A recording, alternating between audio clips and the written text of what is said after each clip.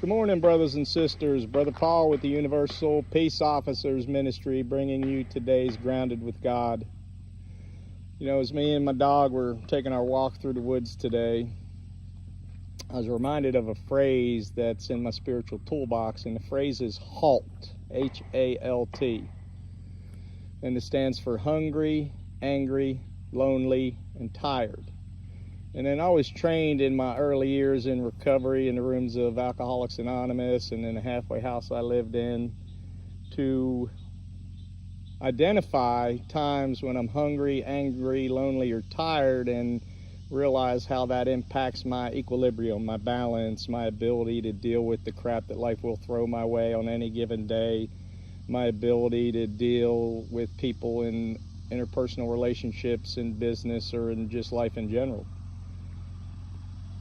You know, for me, the biggest one is the hangry, as they say. Y'all remember the Betty White commercials? They're pretty funny, but how many of us can identify with those feelings where if we haven't eaten and something happens, it tends to get us a little bit more anxious, excited, animated, angry than we would if we had eaten. You know, angry, some of the things I do when I get angry is I try to breathe, I try to pause, I try to stop. You know, stop, think, observe what's going on, and then proceed. Pause when agitated.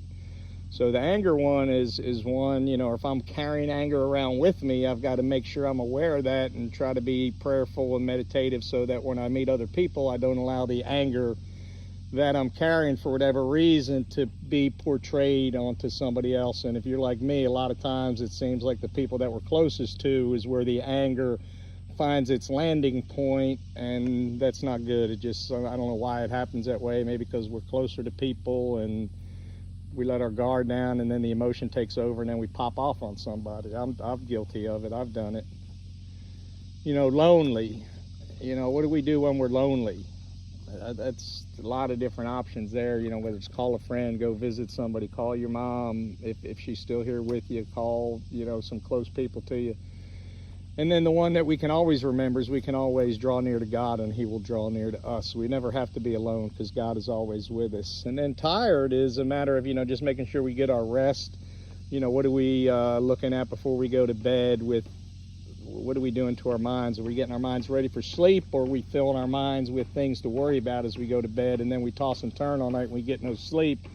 And then that can manifest itself in a lot of different ways where we don't react positively in situations. So remember the phrase HALT, guys. Hungry, angry, lonely, tired. Be aware of them. Do things to prevent them. Or when you're in the middle of it, if it's too late, breathe your way through it. Pray your way through it. Just be there and be still. Just remember, guys, may God fill me with peace, love, and compassion. May God fill my family and friends with peace, love, and compassion. And may God fill all of the earth and all of humanity with peace, love, and compassion. Peace Officers out.